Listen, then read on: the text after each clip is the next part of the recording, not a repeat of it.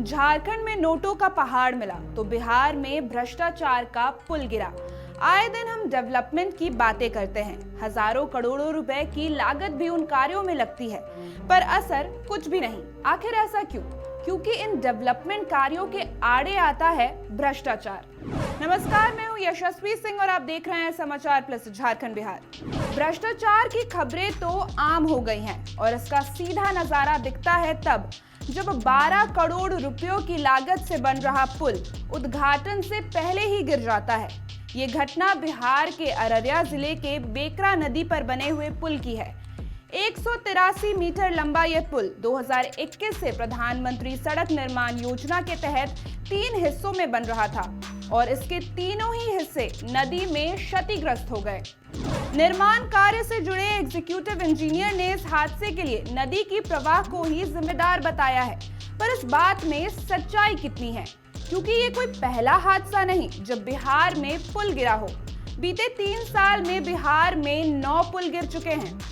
चाहे बात 4 जून 2023 को सुल्तानगंज में पुल गिरने की हो या 15 मई 2023 को पूर्णिया कटिहार में हुए इसी घटना की, या फिर 18 नवंबर 2022 का नालंदा पुल हादसा हो जिसमें एक व्यक्ति की मौत भी हो गई थी।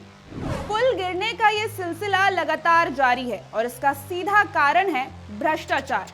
क्योंकि इन निर्माण कार्यों में लागत तो करोड़ों की लगती है, पर मटेरियल यूज होता है खराब क्वालिटी का। जरा सोचिए, अगर ये घटना पुल बनने के बाद होती तो क्या होता? जनता का पैसा विकास के नाम पर उन्हीं की जान पर खतरा बनकर मंडराता।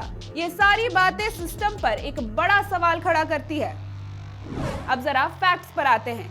बीते 40 सालों में इंडिया में 2000 पुल निर्माण के वक्त ही टूट गए, पर अंग्रेजों के जमाने में बने 100 साल से भी पुराने 38,000 से भी ज्यादा रेलवे पुल अब तक ठीक हैं।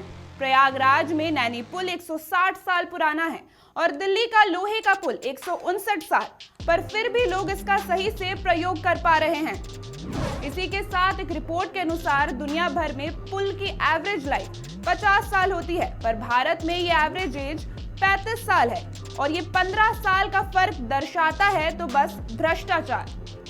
अगर हम सच में चाहते हैं कि देश का विकास हो या डेवलपमेंट आए तो सबसे पहले हमें भ्रष्टाचार को खत्म करना होगा, जिसकी एक बड़ी जिम्मेदारी जाहिर तौर पर सिस्टम की है। पर अगर हम अपने स्तर पर भी कदम बढ़ाएं, आवाज उठाएं, तभी कुछ बदलाव आएगा। अगर आपको हमारा ये कंटेंट पसंद आया तो इसे लाइक करें और ज्यादा से ज्यादा शेयर करें।